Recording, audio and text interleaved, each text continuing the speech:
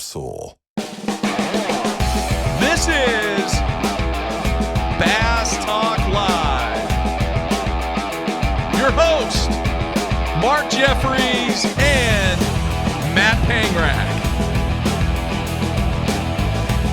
BTL is brought to you by Lowrance, Lose, Strike King Lures, Bass Cat Boats, Ducket Fishing, Spro, AFCO, Big Bite Baits, Sunline, and TH Marine. BTL coming at you.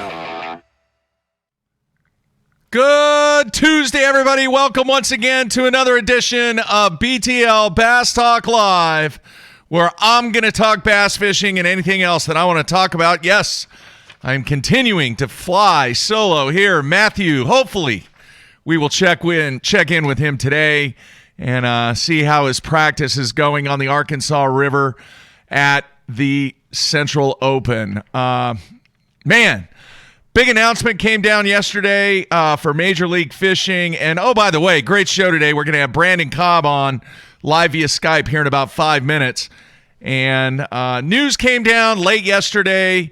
The Stage 5 of Major League Fishing not going to Lake Champlain due to the issues of COVID-19 and the stage that the state of Vermont is in. So they're going to Sturgeon Bay, which is going to be quite interesting, a smallmouth bonanza. But that news coming down because of the situation in the state of Vermont. That's kind of interesting because they were going to go out. I think they were going out of Burlington, and with all the situations obviously taking place, so they kind of had to scramble a little bit and get this thing set up for stage number 5. So I will dig in deep and hopefully get some reactions from a number of guys on their thoughts about not going to Champlain and continuing stage 5 at Sturgeon Bay. So interesting stuff there. All right, good show today, as I mentioned. Tomorrow we're going to have Matt Airy on. And then next week, folks, basketball is back here for me in the state of Oklahoma.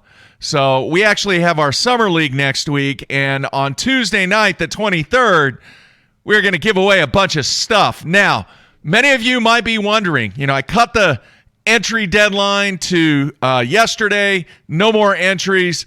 I am going to be going through and randomly selecting all of the entries, all of the winners this afternoon, and then I will be in contact with the 2 players that are going to participate 1 week from tonight at 7 p.m. So I got a lot of basketball, got the 7 p.m. special BTL show next Tuesday, and I'm not really sure what the schedule is going to be for the remainder of next week, simply because of the basketball camp that I have going on next week. So as soon as I can figure that out, I'll let you know what the schedule is going to be for the following week. The one thing that I do know, we will have the special BTL show on the 23rd. So all you people, all you fans that have entered in the Apex Bass Games, you will be getting notification here within the next 24 to 48 hours and get you set up to participate 1 week from tonight. All right, a couple other things real quick. I want to mention, I talked a little bit about yesterday about the exposure on ESPN2 for the Elite Series. DeWalt was the title sponsor of that event. And does everybody know what's going on next week? Well, actually, this weekend, not next week. Geez. This weekend, it's Father's Day. But one thing that I noticed, and you fans out there, help me out, because I might have missed it. I watched a lot of it, but I didn't watch all of it. And there were chunks that I did not watch, but I'm just curious. Can anybody out there tell me whether or not that there was a DeWalt commercial that ran during the Bassmaster Elite Series event at Eufaula? I'm just curious because the amount of exposure that DeWalt got from that being on ESPN2 and from that being really the first event since the Bassmaster Classic, I'm very, very curious whether I just missed it, whether it might even not have been part of the deal. But you would think with Father's Day coming up, wow, what an opportunity for DeWalt. And I don't know how many people out there buy drills and sanders and saws for their dad, but I think maybe quite a few. And oh, by the way, did you see what the retail numbers were this morning that were announced? Retail sales up 17%. The adjusted number, 12%. That is a comeback, folks. And once again, yesterday, I went back into Academy to see if the shelves were stocked yet. I got nothing. The shelves are still empty. So I am patiently waiting for my local Academy to stock up to where I can buy some stuff, but the walls are still empty. Anyway, getting back to the DeWalt thing, what a massive, massive opportunity. And I do know that there's a parent company over DeWalt, and I don't know what the details were of the agreement, but just looking from this situation from the outside, it was a massive opportunity, I felt like, for DeWalt and the Elite Series to take advantage of really showcasing their sponsors. And like I said, there might have been just a, hey, we're going to title sponsor this and give you some branding, and that's it. Could have been part of the deal. But with the amount of exposure that took place on ESPN2, I don't know, there might have been a few more drills or sanders or saws sold with Father's Day coming up this weekend. So if anybody saw a DeWalt commercial or any kind of DeWalt branding that I missed besides the one that was on the Elite Series stop logo, please let me know, because once again, man, just a tremendous job by the Elite Series and all the people at Bass and the broadcast team, and just that was just a magnificent effort, a magnificent event that took place at Eufaula. But me being the business guy, I'm still very, very curious about the whole DeWalt sponsorship and that kind of situation. So we'll see. All right, let's see here. As I mentioned, we're going to have Brandon Cobb on, and he kind of got off to a slow start this year. Did not have the greatest event at the SJR, finished 43rd. Did not really have a stellar Bassmaster Classic, but he got back on track with a 4th place finish at Lake Eufaula, and we'll get his take. You know, maybe took a little time to address and reevaluate the situation during the break. And obviously with his 4th place performance at Eufaula, it was a good comeback for him. So let's do this. Let's take a break, and we will come back with Brandon Cobb right here on a Tuesday live via Skype. Everybody stay tuned.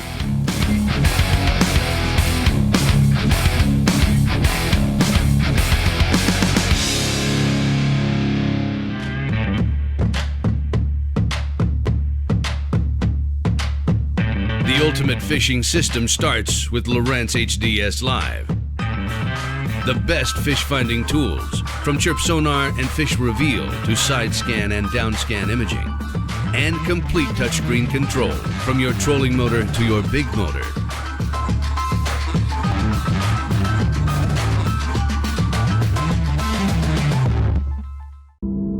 Yeah, you care about gear ratios, inches per turn, and ball bearings, but most importantly, you want reliability and dependability in the equipment you use. Lew's doesn't cut corners when it comes to the gear they build. The new Speed Spool LFS is the best $99 reel in the market. Go see for yourself.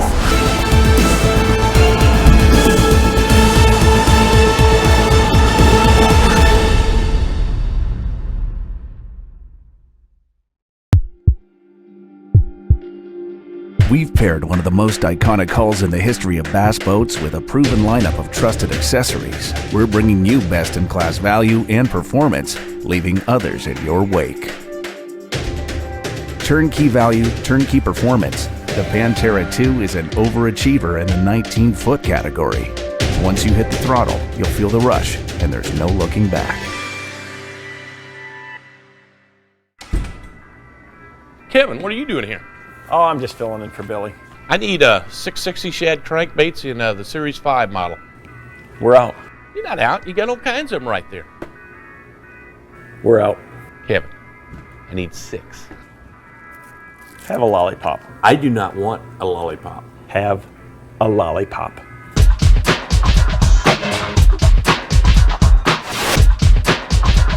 Do you have it in sexy shad color?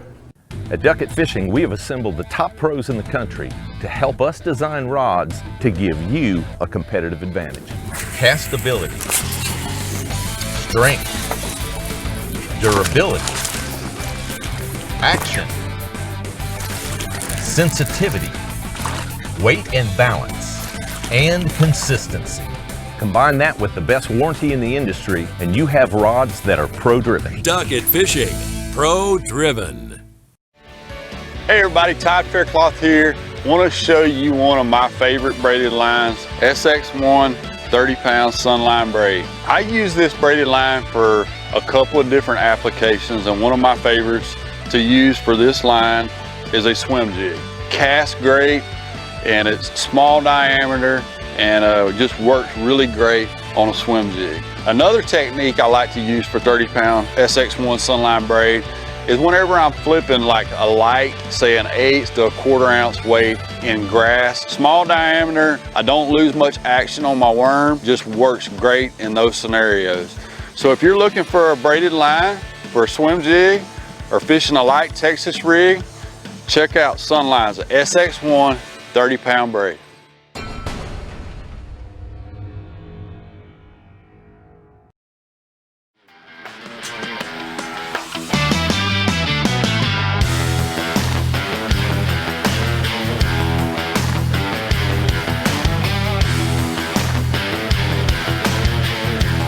All right, Mark Jeffries back with you here on a Tuesday as we continue another week of BTL.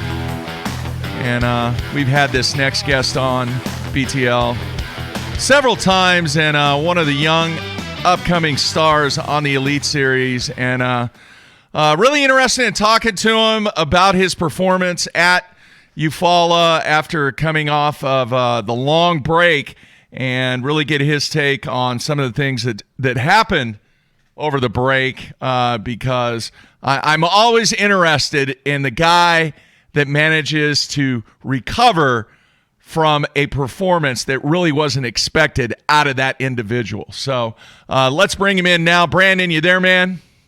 I'm here. Thanks for taking time out, man. Great job at Eufaula. I know you didn't get the W, but very nice way to bounce back after the break. Yeah. Eufaula was a good tournament, man. It was one of those tournaments where I knew what to do, but I was 100% sure that I did not have enough places. So I kind of called what I could.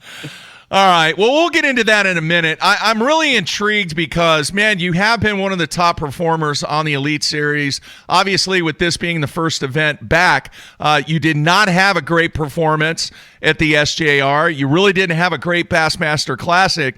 Did that kind of weigh on you over the break? What did you do to try and get yourself back? Or was this just what the doctor ordered, a ledge fishing tournament to get you going? The ledge fishing tournament is actually not my forte, really. I think generally when we go to a ledge lake, I fish shallow and get a check. And I didn't know how many people would catch them shallow in this one, so I ended up fishing deep. I kind of thought it was going to be 100% deep. But, yeah, the Classic was definitely not the way I expected it to go. It was, I don't know, just missed it in that one. But the break was... It kind of was like a restart. So this is a good way. I feel like this was the start of the season. I know it really wasn't, but I feel like it was. And St. John's River was just kind of mediocre. I was there, but right in the middle. So this was a good restart to the season. All right. What'd you do over the break, man? Did you fish a lot? Did you get your stuff in order? Or did you just kind of lay low? No, I did. I fished a good bit. That was one thing I was actually like, so the fall, generally I don't have a boat. And then during the season, I very rarely get to fish. And I felt like for the last 6 months, really, year, all I've done is fish tournaments. I've done nothing but fish tournaments. Like, I haven't gone fishing for fun. Haven't got to spend time on the water doing that. So this break, I mean, I fished a good bit, really, especially when it first started. I went 4 or 5 days a week. And I think it really helped me kind of get back in tune with, just making the right decisions. Yeah, it comes down to what the fish are doing and what your practice said, but it really is kind of an instinct thing, and you have to build those instincts by being on the water and kind of having a feel for what's going on, whether it's on that lake or not. All right, let's talk a little bit about Eufaula. What was your plan going in? Obviously, so much discussion about it being an event that was going to be one out. We saw what Buddy Gross did on the final day. What was your strategy going into it, and then how did your practice go, and how did things kind of evolve during the week? Yeah, so practice, I think I may have fished for 30 or 45 minutes. I idled the entire practice. I went into that tournament. I knew you could probably catch them shallow, but what my opinion was if you won the shallow tournament, you'd probably just top 10, which it turned out shallow was a little better than that. It was, I think half the top 10 was catching them shallow. I didn't realize quite that many people would be catching them up there. Yeah. But I pretty much committed to I'm going to idle the entire practice because I know it can be one deep, and that's what I did. And between ledges and brush, I caught quite a few fish off ledges, but then it kind of progressed to brush because everybody was hammering all the ledges. Yeah. How did that play in your game? You mentioned earlier in the show, it's not really part of your forte, something that, I don't know, maybe you consider yourself not that good at it. How difficult was that to stay away from the shallow bite? Yeah, it's one of those things. I've gained confidence over the last year or so. I definitely have got to where I feel like I'm decent at knowing what I'm looking at, finding the right places out offshore. I just don't deal well with fishing places after people fish them, and that's kind of the offshore game. Even a lake the size of Eufaula, I think nearly half the top 10 that were fishing offshore were fishing some of the same brush piles or some of the same ledges. And that's the thing I have the hardest time dealing with is fishing something right after somebody. Because those offshore fish are different than shallow fish. You don't want to fish a bank after somebody, but the offshore fish, there might be 50 down there. So they didn't catch them all. So that's the biggest thing I struggle with. And this week I just kind of put the blinders on and fished what I wanted to when I got to it and didn't worry about how many times it had been hit or whatever. I would just idle it. If I saw a fish, I was just worried about making them bite. Can you explain to the fans how either easy or difficult it was to spend the majority of your practice just idling around and looking at stuff and not fishing? It's terrible, to be honest. I mean, I love looking at my Lowrances. I mean, it's actually one of those things that I like. It's like exploring to me. Like, you don't know what you're about to see. Like, every time I start seeing a few dots of fish, I'm like, oh, this is about to be it. And I like looking at them. But after about 6 or 8 hours of doing it, you're like, man, I really want to just go catch one. I think 2 or 3 times I almost fell asleep idling because you're just idling along, not looking at anything. But it's one of those things that you just gotta look at. Like, it's like hunting for Easter eggs. That's what I think of it like. You're just looking for something, and you just gotta cherish the moments that you find a school because it might be 4 hours of idling before you see another one. All right, I have to ask this. There was a lot of discussion about how much pressure that the lake was getting with all, I call it practice pressure. Obviously, several events had taken place on Eufaula. Did that even enter your mind to think, this needs to play into my strategy, at least when I'm getting ready for this event? Hence, part of the strategy of just idling around and looking because I don't want to hurt anything. Yeah, it definitely. So what it did is it kind of adapted where I looked. I never idled like a main bar or main river ledge, or I never idled anything that I thought was obvious. I looked for like kind of some of the back channel stuff out on flats, things that I'm sure some people were looking for, but it were kind of more difficult to find, which it kind of limits you to. You might not find as much stuff to fish, but at least the stuff you find might not get pressured quite so bad because the Toyota series had been there the week before, and then our guys had been hammering it, and it was definitely beat up. I mean, half the fish you caught the ledges had hook holes in their mouth, pull ring holes. Like they were definitely beat up, but it's still the one good thing about the offshore bite there is no matter how bad they're beat up, there's these certain like feeding places. Like where the ledges are, even the brush piles, that's just places they're coming to. So when they're there, no matter how hard they've been hammered, they're kind of there to bite. So you're just kind of trying to hit that window on those places. All All right, so what can you tell the fans about the tactics that you used to fish out? What did you do? So it was a little different there. I compare that lake to a normal Tennessee River lake, like where everybody's seen the ledge thing, Chickamauga, Pickwick, Kentucky Lake, things like that. But the difference there was the fish actually weren't that hard to get to bite when they were on the places. What was unique is, like, let's compare it to like a Kentucky Lake when the ledges were good there. Obviously, the fish at Kentucky Lake, when they're on the ledge, they might sit there all day and not bite. Like, you see them on the graph, you see them throw out, they don't bite. Well, what was unique about Eufaula is they weren't there most of the day. You'd idle it 4 times, and there'd be not a single fish on these little points and ledges where I'd found them. And then the 5th time I idled it, there'd be a school of 30 or 40 there. Wow. And when they were there, they bit. And so I kept it simple, man. I just threw a 1/2 ounce shaky head when I was on the ledges anyway, a 1/2 ounce shaky head with a big hook and a new Zoom Mag U-tail worm, red bug, and they would bite it when they were there. But the problem was they were only there for about an hour a day. You just had to keep checking it till they got there. Yeah, I guess Buddy Gross found the right spot at the right time. Yeah, so the brush piles were a little unique. The brush piles, the fish did kind of stay in them, but Yeah. I fished the first 2 days. I fished primarily ledges, and then I moved on to the brush the last few days, and I caught a lot on a crankbait, a swim jig, and still the worm out of the brush. But it was definitely a brush tournament, but I didn't realize how many people. So I had good timing the first 2 days and thought I was the only one fishing my brush piles. And then the third day, I changed up my timing a little bit. And I think Buddy, Scott, Drew Bitton, Clark Winlet, and someone else, we were all fishing some of the same brush piles. Wow. And we never knew probably the first 2 days. Wow, interesting. So what percentage of your fish came deep compared to shallow? Did you catch any part of your 4-day wait shallow? I did not. No, they were, well, let me phrase that. They were all offshore fish. Okay. I had some shallow offshore places, like Right. 6 to 8 foot, but they were all, every single bass I weighed was offshore. All right, man, I got to ask you, with you being a shallow water guy, was it not tempting, especially after day 1 when Lowen was doing what he was doing shallow, and there's so much water willow on that lake? How tempting was it to go shallow? I did, man. I couldn't help it for about probably an hour the third day or second day. A mayfly flew by me when I was fishing a brush pile, and I was like, man, I got to go look at the bank because I saw that mayfly come by.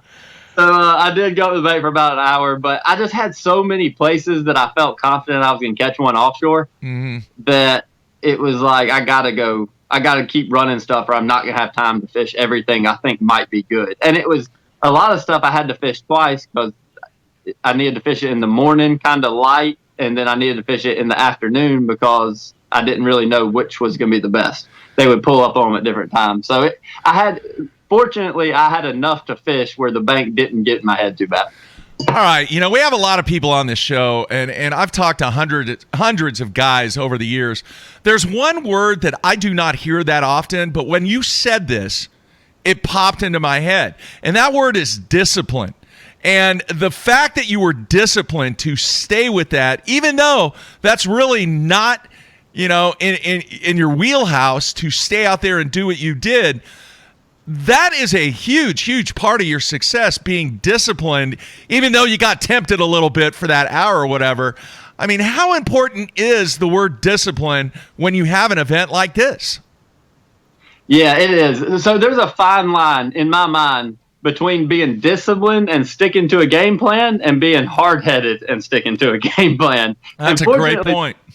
Like this one right here, I was doing the right thing. I knew I was. But then it's very hard to tell. That's probably the hardest thing in fishing to know is, are you sticking to your game plan? Because it is the thing to do. It is the way to win or the way to top 10, whatever. Are you sticking to your game plan because you don't know what else to do and you're hard-headed and don't want to change? That's the hardest thing in fishing. This week, I decided I was going to stick to my game plan, fish deep, which worked out in my benefit, but it's so hard to know at what point do you adapt and just kind of, because that's what makes a good fisherman. Yeah. Like being able to adapt and change. And then it can also make you do really poorly when you adapt and change and move away from something that's working. So that's the hardest part in fishing. But yeah, this week I just had to stay out there deep, be disciplined to do it. All right. Very cool.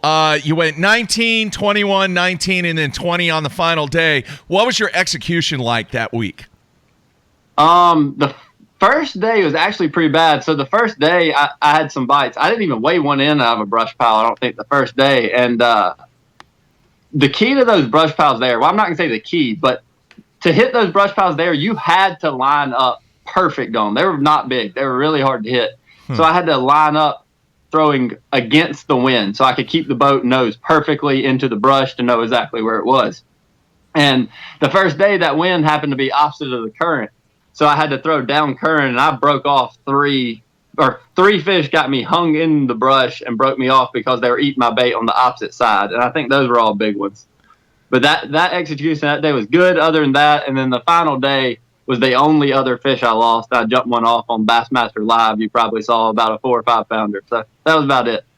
All right. Not a bad week, though. Not a bad week. Almost 80 pounds. And we hear so many stories, especially on the brush pile bite, on the ledge bite, where guys lose fish and lose important fish, because I think you're dead on the cycle, the timing and the cycle and the rotation that you're going through your sequence and hitting these spots, because you're dead on. How many people have hit those spots before you got there? Oh yeah, that's what's crazy to me. That is the biggest mental block I have offshore fishing.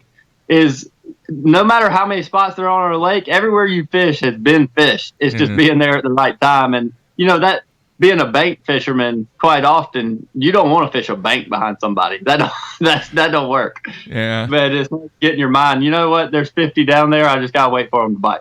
All right, man, with all due respect, I know you're not one of the premier ledge guys or out guys, but I want to know your opinion. How much has technology changed the ledge game? Oh, 100%. Like all the fish, I wouldn't even fish anywhere this week unless I could see them there. Like I actually, I had a 8-foot deep ledge, which with my Lowrances, I could actually see the school of fish on side scan in 8 foot. One of my only like secret places that nobody was fishing, I guess you'd say. And so that ledge, I fished it. It was the third day when it was kind of a tough day, really, actually, for me. And I wasn't catching too much. I had 13, 14 pounds or so. And went and pulled up on my shallow ledge, threw up there, didn't catch any. Then I was like, well, dang. So I sat down, cranked up the boat, idled about 50 feet, and looked at my side scan. There was about 100 of them beside me. So I missed them by 50 feet, and I just cut the boat back off, started throwing behind the boat, and caught one every cast for an hour. Wow. So that's how technology, I mean, you have to, like, nowadays, it's not used to you with 2D sonar and things, you would fish the structure by, oh, there's a brush pile, there's a ledge. Now you don't even have to do that. You fish the actual fish when you know they're there. Very nice, man. And the technology that's going on with the trolling motors now to be able to stay in one spot, that's got to be huge too. It is, yeah, because no matter how good your GPS is, it's hard to hit the same place, like that little bitty brush pile over and over. So you hit anchor lock on that Lowrance trolling motor, and you catch one, you're like, well, I threw at that red buoy a minute ago, so you throw right back at that red buoy. It's another one. I know. Do you still use the markers with the weights? No, I don't. I actually do. It's around here. Quite often I do, but the brush piles there were a little too shallow. They were like most of them were 6 to 12, and I didn't want to idle over them before fishing them. But around here, I fish a lot of brush in like 18 to 25, and I like to throw some like swim baits and flutter spoons and stuff to them, and it's aggravating getting hung. So I actually put a marker buoy in the middle of the brush pile quite often here, so I know to throw around it, not through it. Yeah, I know that's a common practice here in Oklahoma too. What are these brush piles made of? Obviously, they're brush piles that people have put out there, but do you have any idea what they're made of? I don't actually. A few of the ones I fished, I know were actually like, I call them crappie piles. Like they're more for crappie than largemouths, probably like a big vast expanse of like cedar trees and stuff. Yeah. Like it might be I don't know, 50 square yards of brush, but it's not very tall, kind of like a bunch of cedar trees. And then some of them were definitely hardwoods down the lake. And actually, it's kind of surprised me. So I fished over there in 2015 for the FLW tour at Eufaula, and I never transfer over my waypoints from graph to graph every year. I save them on a card when I sell a boat, and then just in case I ever need them, and I never put them back in. Before I went to Eufaula, I decided, like, you know what? I had a bunch of brush that I found in 2015. I probably should check it. And I downloaded. I didn't have a ton. I had 50 waypoints or so, and I put them in, and almost every brush pile from 2015 was still there. Wow. That I had fished then. So it's kind of, a lot of it's definitely hardwoods, because the hardwood's about the only thing that's going to last that long. So. Yeah. All right, you bring up a good point there. Can you have too many waypoints, Brandon? Absolutely. I actually got too many this week because I idled the entire time, and during the tournament, I had to re-idle like 30 places every day because I'm like, I don't have a freaking idea what this is. I don't remember what I marked. I don't know what it was. I don't know if there's fish there even. So I got to idle it again to see. Wow. All right, let's do this. Let's take a break real quick, and then I want to come back. We'll take some questions from the instant feedback, and then we will also get your take on the remainder of the season. All right? All right, everybody stay tuned. We'll be right back.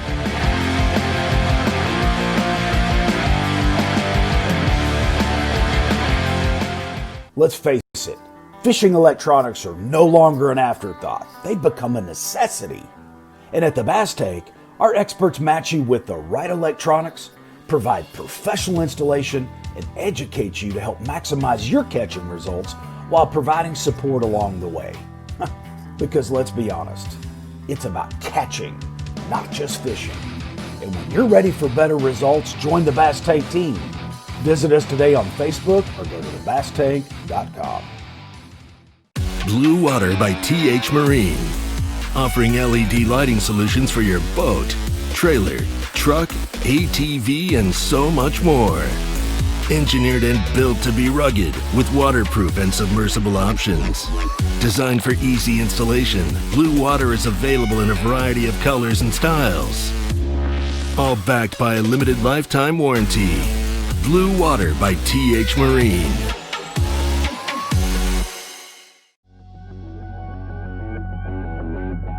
The name SPRO says it all. SPRO stands for Sports Professionals.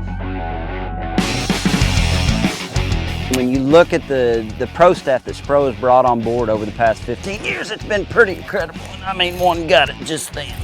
From the development of the rock crawler to the McStick, from the Fat Papa to the Little John series, when you tie a SPRO bait on, you know it's been designed by a professional to get the job done. As a professional angler, you've got so many things on your mind. Any advantage that we have is key. And not only rods and reels and lines and baits, but in our clothes. And the guys at AFCO, I mean, they have something for every situation. There's nothing AFCO hasn't thought about with the fishermen in mind. It's designed for fishermen, by fishermen, for every scenario you can come to. Any fish, any water, any condition, AFCO has you covered. All of us on the Pro Tournament Trail use Gamakatsu hooks. Why? Because they are absolutely the best. It's not about how many bites you get. It's how many you put in the boat. Gamakatsu makes hooks for every fishing style. We didn't come this far to lose fish. Did you? For more information, visit gamakatsu.com.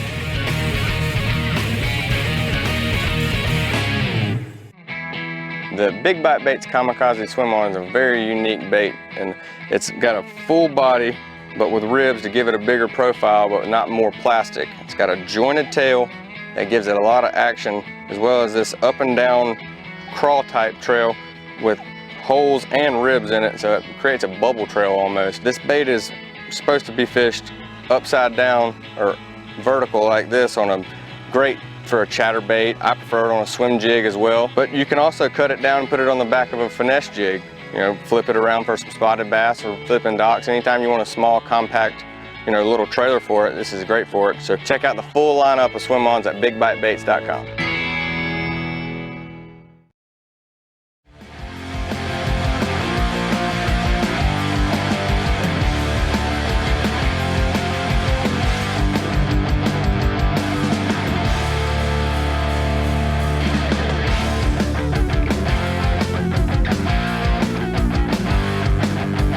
All right, we are back on a Tuesday, show number 2 of this week with our special guest, Brandon Cobb. And if you have any questions for Brandon, cue them up on the instant feedback, and we will try to get them answered. All right, man, what are your thoughts on the remainder of the season? I'm kind of excited for it. I mean, up north swing is, I don't love fishing up north. I mean, it's fun, but my success there is hit or miss. I've done well a few times and then kind of struggled some. So up north's a little iffy, other than I think I'm going to have to be up there for 7 straight weeks, which is pretty long time to be gone. But that'll be kind of rough. But it's because I'm fishing the Open too, so that's another couple tournaments piled on top of there. But the fall, I'm actually really excited about. I've always wanted to fish some major tournaments in the fall, and I don't know that the fishing will be awesome, truthfully, at some of the lakes we go to. I don't think it's going to be a slugfest. Yeah. But I like fishing in the fall. I mean, most people, they deer hunt or they go to football games or whatever. I've always fished in the fall. I really enjoy it, and I'm looking forward to that because I think it'll be unique. I know that the lakes won't be, because I fished Chickamauga in the fall, pretty rough sometime. I fished Santee in the fall, pretty rough as well. So it might not be great, but I'm excited. Yeah, I don't think those lakes are going to get showcased in the fall as they would have been if you guys would have been there on the regularly scheduled date. It would have been a slugfest. Yeah, no, that's definitely that's the problem with our lakes, any kind of county or tourism board. I mean, me being with Anderson, I know they want the lakes to be at their prime when we hit them, and that's the problem with fall tournaments is they won't be. But it's definitely going to show some diversity in the anglers. All right, let's go to some of the questions on the instant feedback. Drew wants to know what's the best lake in South Carolina to fish in the summer that you can catch a bunch of fish. A bunch of fish, I would have to say Lake Russell. You're not going to catch 20 pounds, probably. You can every now and then. But Lake Russell, at any day in the summer, you should, once you figure them out a little bit, that offshore deep fishing there between brush piles, some like roadbed, man-made type stuff and things like that, you should be able to catch 20 to 40 fish a day in the summer. Wow, good stuff there. Hey, what are the blue herring lakes like in September? So September is like what I call the turning point. It's usually goes from that summer kind of suckiness, to be honest, to that school. September is usually the first time they start getting on cane and stuff like that, where you can do the good call them up on topwater thing like you've seen. Yeah. That's about the start of it. September is. Okay. Because I know typically across the country, September is the worst month. It is. It's bad, but usually by the end of September, it can get pretty decent around here. As long as if we get a few cooler nights, the herons start.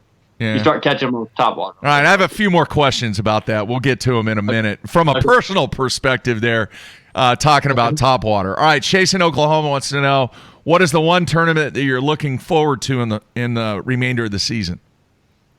I'm going to say Chickamauga. Well, so there's two. I'm going to answer that differently.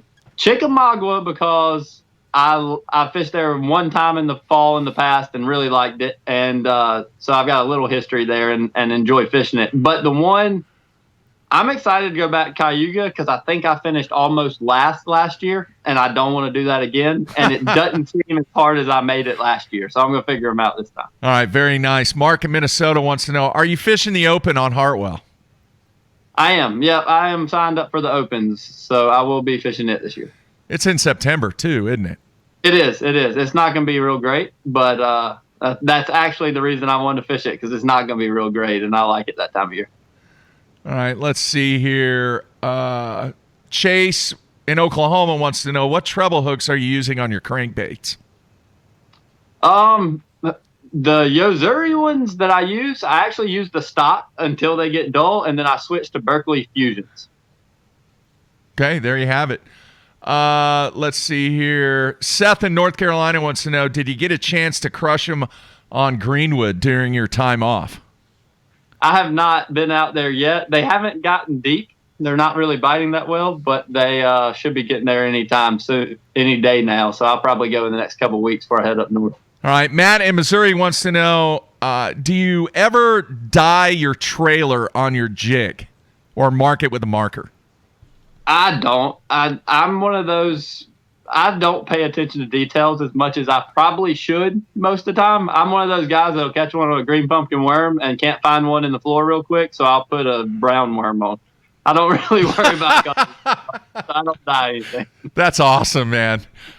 Scott in Virginia wants to know, said he heard you talking about flutter spoons. He's never thrown one. What would be the best setup for a flutter spoon? Well, it's kind of a tricky setup. So I like to throw mine on anywhere from like 18 to 20 pound tests, just because you don't want to lose too many of them. Sometimes even 25, just because it doesn't matter. And then you want a pretty heavy rod with a little bit of tip. I like a 7.6 medium heavy, or bigger, maybe 7.6 to 7.10 medium heavy. Then you got a little bit of tip, and the retrieve with it. I mean, you basically you got to find offshore fish around brush, bridge poles, anything like that. Throw it, let it sink to the bottom, pump it up about 6 or 8 feet pretty violently, and then watch your line as it falls on the slack and be ready for one to thump it. That's a fun thing. Absolutely a blast to do when they get on it.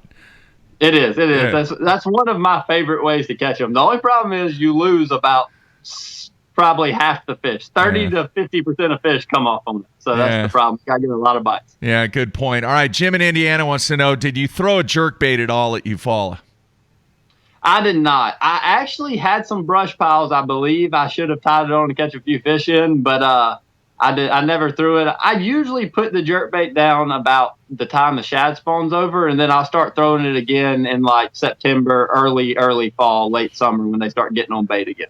Yeah. Or up north, you always throw them. All right, this is kind of cool. Several viewers on the instant feedback, they're actually fishing. I guess there's a BFL on Eufaula this weekend, and they're wanting to know, hey, should I go to the areas that have been massively pressured when I get ready for the tournament, or should I try to find something on my own?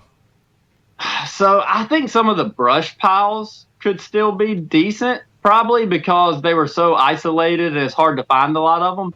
I think from what I saw, the pressure really goofed up the ledges. They got pretty rough. But I think I would look more so for the same type of thing in maybe a different part of the lake than everybody was fishing, or maybe you can just find a few places nearby that were not pressured as hard. But I would avoid the exact same places, but I definitely think it could be one doing the same type of thing. Brandon, when you were young and, many years ago, would you pay attention to what took place during tournaments if you had a tournament on that lake in the coming week or weeks?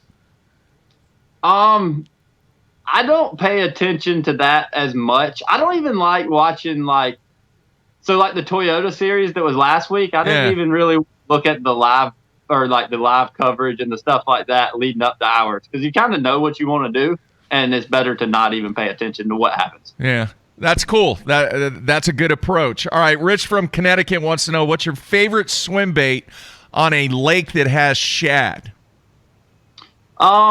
I throw the Zoom swim baits most of the time. I either throw the 3.8 Z swim, which is it's a shorter, kind of more finesse swim bait. I call a lot of Eufaula on it on the back of a swim jig in the brush.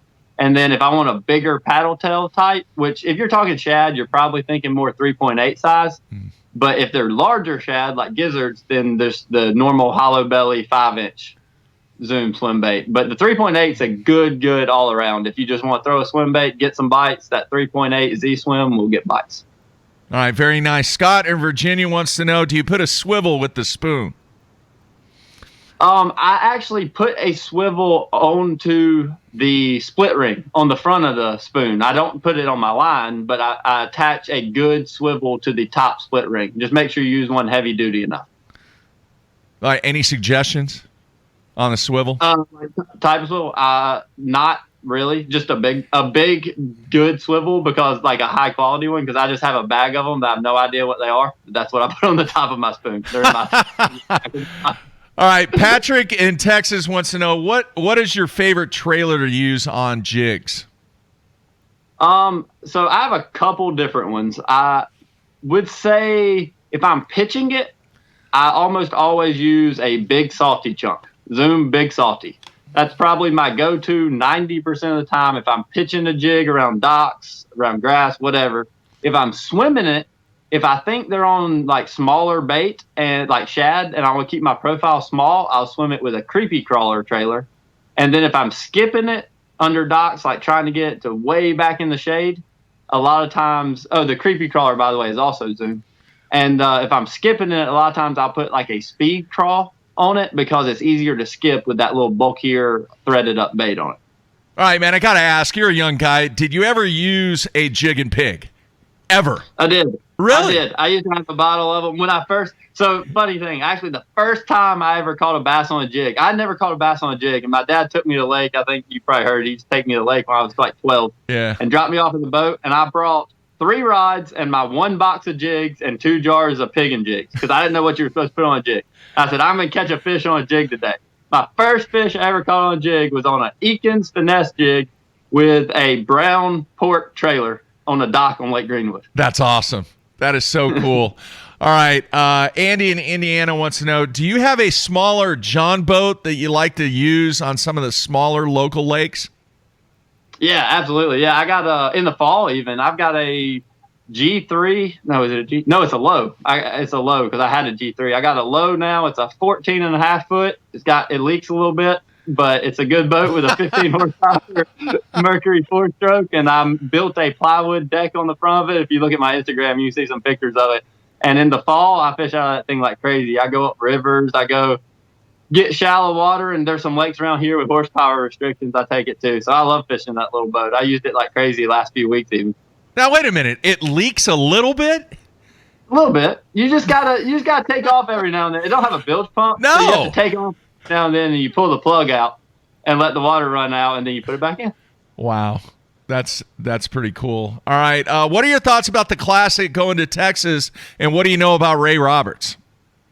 It actually surprised me we're going there. I've been to that lake before. I fished the I don't even remember when it was, but I fished the Toyota. It was Toyota Texas Fest back when FLW and Bass went. Yep. And I fished it way back then, and it's a cool lake. It's actually a really good lake. We caught them good when we were there before. It's a nightmare to get around, though, from what I remember. It's going to be kind of a unique lake for the Classic aspect because you have so many spectators, media boats running around and stuff. It's going to be tough. It's going to be tough to get the type coverage that Bass is known for. I think they'll run into some challenges there, but I think it'll be a cool tournament too because it is a unique lake, and there's not a lot of tournament history there for us to know what to do or how things are usually won. So it'll be cool. All right. Dennis in Illinois wants to know, how long do you give a spot before you give up on it?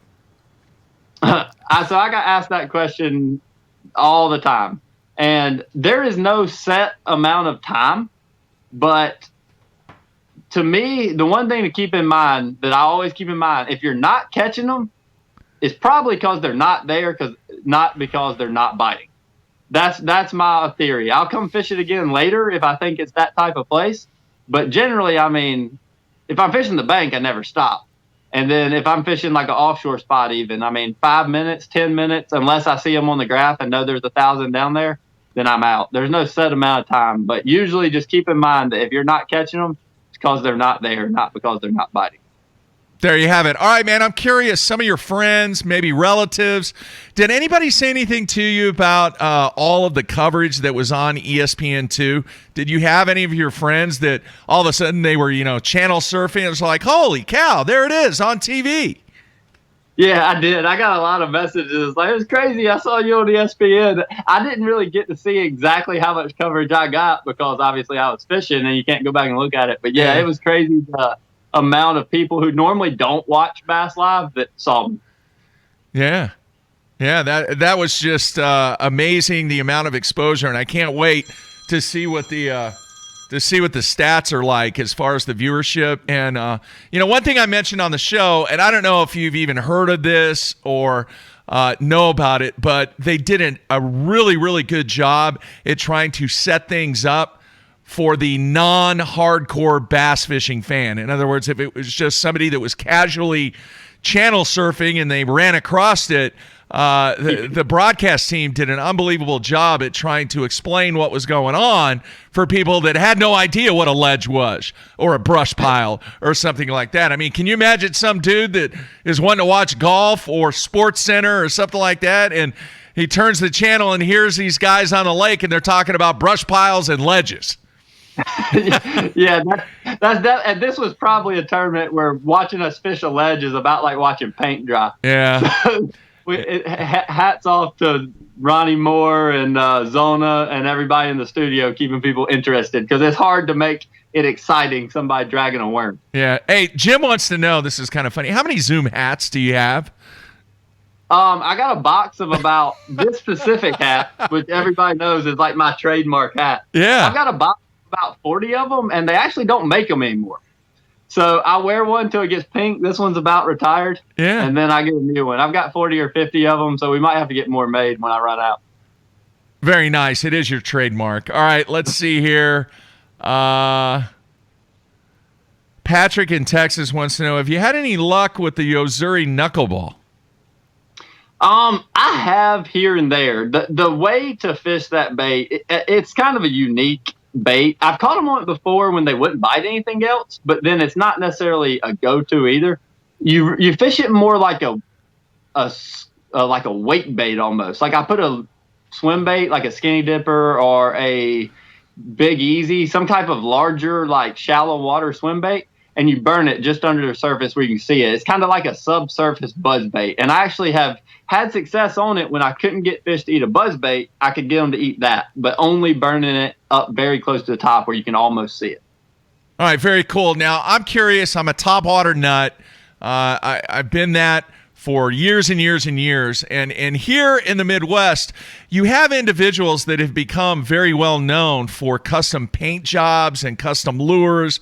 They're, jerk baits on Table Rock, Tim Hughes, so many other guys on that. Is there kind of this small niche group of people that deal in topwater baits that are specifically built and painted for the blue herring lakes? I mean, there's definitely like a market around here for that. I don't ever pay attention to the colors that much, but there is some specific like herring paint scheme guys. But here's my theory on that. A fish is seeing it from the bottom. They're not flying when they eat it. And herring's white on the bottom. So I really don't know if it makes any difference. But I don't know. But a lot of people, there is some specific guys around here that paint them though.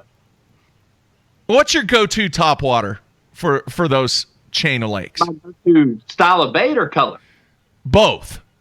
Okay, so I like a large topwater. Yozuri, I actually been working with them for a while. We just developed, the one I'll use now is a Yozuri 3DB pencil 5-inch or the 5-inch pencil popper, which I don't believe we have out yet, but we're working on.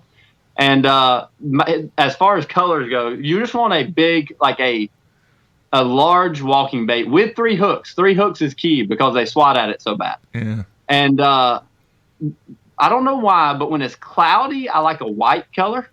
And then when it's sunny, I like a chrome / translucent color. Either way. It can be chrome or like a translucent that's very shiny. So it's that's the 2 colors I throw. But the large bait is key. And you need 3 hooks because they're going to swat at it. They're not going to eat it correctly. Like you might get 10 bites on a herring lake that shoot your topwater in the air and don't ever get it. And then you want some hook there to snag them.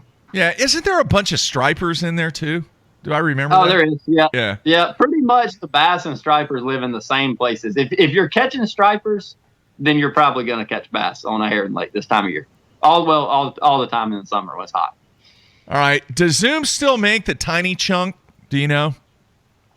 I honestly have no idea. I do know what it is, but I don't know if they still make it. Okay. Let's see here. Scott in New Jersey wants to know, what's the best way to attack lily pads when they cover acres of water? Punch it or try and stay on the edge? Man, I'm probably not the expert on this because normally when I see lily pads, I'm like, I have no idea what to do with those things. And they piss me off. My bait gets hung in the little butt cracks on them. Then I don't know. I mean, the fish I have caught in lily pads are almost always pitching them. Flipping with a Texas rig. I've done good in a few tournaments doing it, but I hate fishing lily pads. That is like one of my... Ronnie Moore posted a couple weeks ago, what's your weakness or least favorite thing to fish? That's lily pads. What about a frog? You like throwing a frog? I do, but they get caught in the butt cracks, and then I go too fast, and my line gets under a pad, and I get a bite, and I got a bow in it. I don't know, man. I'm not a lily pad guy. Wow, that's awesome. That's a great response, man. A lot of people are really appreciating the honesty and just the way that you approach the game. So very cool. Let's see here. He didn't put his name, but he's saying he's seeing a lot of uses of a hair jig lately. Do you ever throw a hair jig? I do, actually. I threw it. I had it tied on at Eufaula. I had a couple bites on it. I couldn't ever get them to eat it. I like a big white one for offshore fishing, like those ledges and around the brush and stuff. And I actually caught last year up north some of the smallmouths I caught on those lakes. I caught them just the small little, like you see the little black marabou jig, the 16th, 32nd ounce, stuff like that. I caught a bunch of smallmouths on it. First time I've ever done it last year. And I wouldn't call myself an expert on hair jig, but I definitely do like throwing it. It's something you always need tied on offshore fishing, like on ledges and brush piles, because quite often it's one of the only things they'll bite. And I fish mine the same way as like the spoon. I kind of do a lift and drop, but a little more aggressive, like reel it up 6 or 8 feet and let it fall. This is kind of a cool question. Jim in Indiana wants to know, when Bass is doing the live mix where they keep the camera rolling, do they let you know that you're on the live mix? No, not most of the time. Well, wow. They do sometimes, and then he'll tell me like an hour later, but hey man, we've been live for an hour. I'm like, oh God, what'd I say? Did I do something stupid? Did I scratch my butt? I don't know. They usually don't tell you. Wow. Let's see here. Jeff in Tennessee wants to know, did you see an influx of opportunities for sponsorship and growth with the wins that you had last year going into 20? Yeah, I definitely did. I picked up a few new sponsors because of those wins. I think it kind of put me on the map a little bit more, but really it gave me, because I grew my personal fan base and personal exposure a lot more, and it gave me more opportunities with sponsors I already had.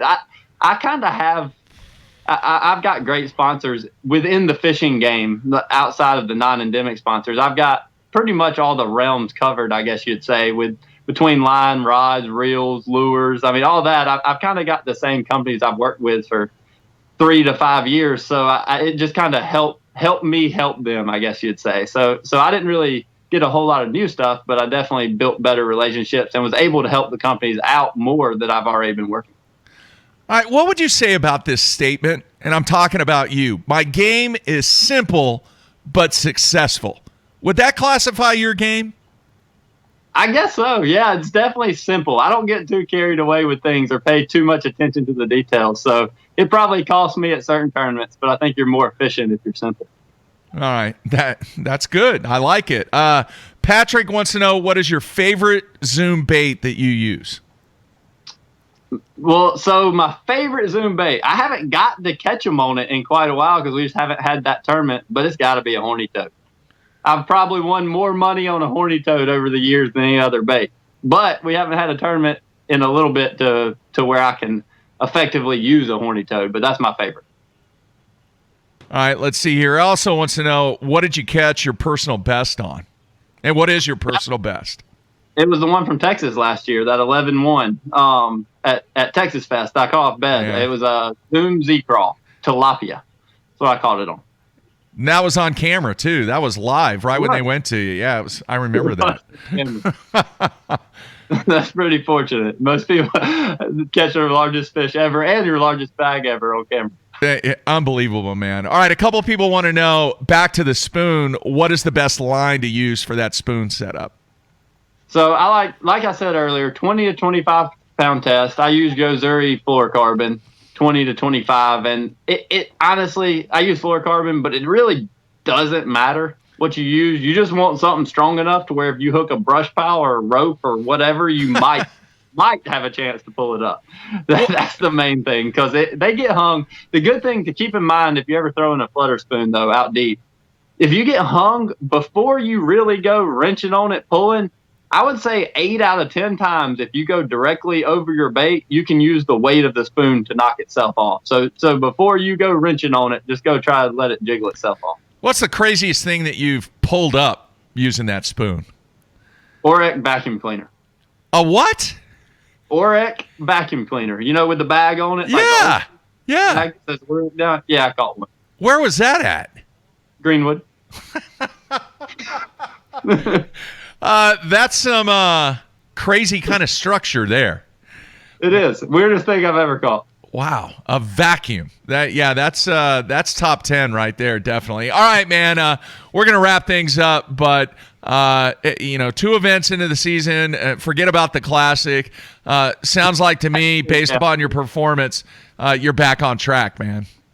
Yeah, I think so. I hope we can. We got to keep it rolling up north. North's kind of what put a damper on my fire last year. So let's hope up north I'm gonna do a little better this year. We're gonna try to figure it out. All right, great stuff, man. Thank you so much for taking time out to spend some time with me and the fans, and we'll get you back on soon. No problem, man. I appreciate you having me on, and I'll come on whenever you need somebody to talk. All right, man. Good luck to you the rest of the season. Thank you. Have a good one. All right, there you have it, Brandon Cobb, folks. Great interview, and I think that pretty much sums it up, man. His game is simple, but yet very effective, and one of the young superstars in this game as we continue growing that young set. The guy's got 2 blue trophies already. Good grief. All right, let's do this. Let's see, and I'm going to try and do this again. Let's see if we can call Matt and wrap up the show. I know he's on the water. He's supposed to be in an area that he's going to get cell service. So let's see here. Let me get his number pulled up here. All right. And last time I tried to do this, it was all jacked up. So let's see here. I did not speak with him last night. So hopefully we will be able to chat with him. All right, is this going to work? It's working.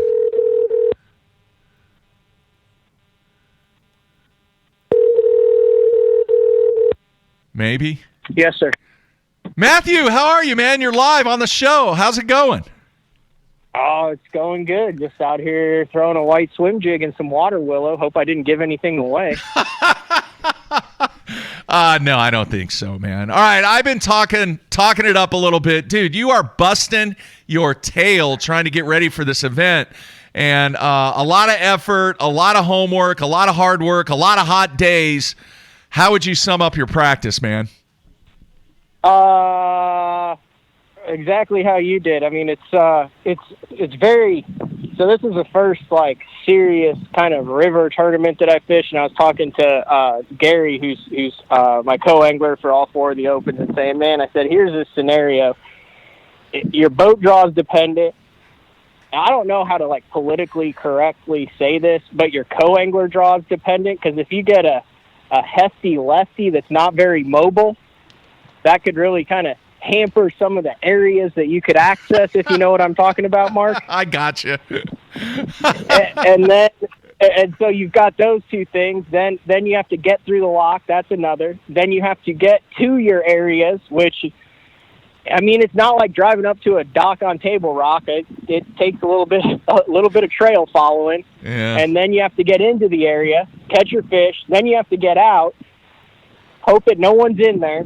Then you have to get back through the lock and check in. And with the first flight at 1 and the last flight at 5, I mean, do you gamble? Do you go through the lock? Do you not go through the lock? Once you have a limit, do you try to upgrade? What is going to be good here? I mean, is 10 pounds going to be 50th, or is 10 pounds going to be 20th? What if you get to your holes and there's boats already in there? I mean, you got a lot of issues here. It's not like you can just throw the trolling motor down and catch them. So a lot of thinking, a lot of thought process. But I mean, it's cool. It's the most time I've ever spent on the river, and I like it. I mean, yeah, it's intimidating, but it's not as terrifying as, well, quite frankly, you made it out to be. I did not, man. I just said be careful. All right? Be careful. That's it. Just be careful.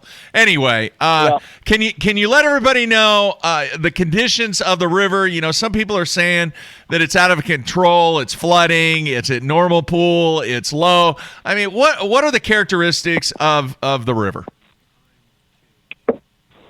there had been a lot of current going through it last week, and I think my first day out here was Thursday, and there was definitely a lot of flow on the main river. It was a little up. It seems like they've stabilized it. I've really only seen one pool, and it's pretty much carbon copy weather every single day for the past week and for the next week. So I think it's pretty typical Arkansas River, at least in the pool that I've looked at for 5 days. And you'll get in an area and get 5 or 6 bites, bam, bam, bam, bam, and get out and then go a long time and then get in another area, bam, bam, bam, bam, and catch them. So it's not, for me at least, it's not like one here or one there. Like I have spots, and if I can get into those spots, I think I can catch them. And if I can't get into those spots, then it's kind of a crapshoot. There's a lot of boats in the kind of popular areas, and I think with some of the things that happened with the Three Forks pool as far as the water level over the past year,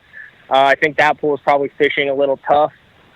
So I think you're going to have a lot of guys lock up and down in this one. But man, my goal is 10 to 11 a day, 21, 22 pounds. Get the heck out of here and move on to Neely Henry later in this year. All right, Blake in Georgia wants to know if you've hit anything yet. Yes, multiple things. I've hit lots of things. I have not hit any things recklessly, though. I've hit things where I expected to hit things, and I've only killed the motor twice on stumps, which, I mean, in 5 days on the river, I think is a pretty dang good average, Mark. Yeah, that's pretty good. Dang good. Have you caught any crappie? No crappie, nothing. The only thing I've caught is spotted bass and largemouth bass. I caught a white bass. I did catch one white bass. So other than that, it's just it's all bass. All right. Well, dude, you're busting your tail, working hard, and hopefully all your hard work will pay off this week. I know the weather looks fantastic. It's perfect river fishing in June here in Muskogee and eastern Oklahoma. Man, you couldn't ask for better conditions, though.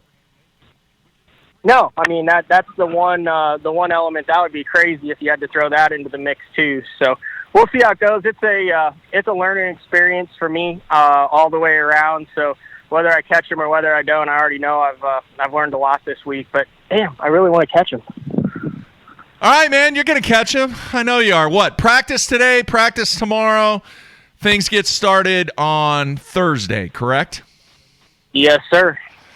All right. Well, a lot of well wishes out there from the fans, and man, I'll talk to you later in the week. Hopefully you can be a guest on the show. How about that? That would be fair. All right, man. I'm on the bottom right now. Oh, that's not good. All right, we're gonna let you go, but keep after it, man. A lot of people pulling for you, and I'll talk to you here in a few. All right, thanks, Mark. All right, man. See ya. There you have it. Matthew Pangerack trying to get it done on the Arkansas River at the Central Open. So that's going to wrap things up today, folks. I want to thank Brandon Cobb for a very cool interview, and like having him on the show. Tomorrow, Matt Airy going to get into all kinds of stuff. You know, he's one of the guys that runs an Evinrude. We'll talk a little bit about that situation, and he's off to a great start. 7th at the SJR, 7th at Eufaula. In the thick of things in the AOY. I know we're only 2 events deep on the Elite Series, but still a great start for Matt. All right, everybody, that's going to wrap it up here on a Tuesday. Tomorrow, same time.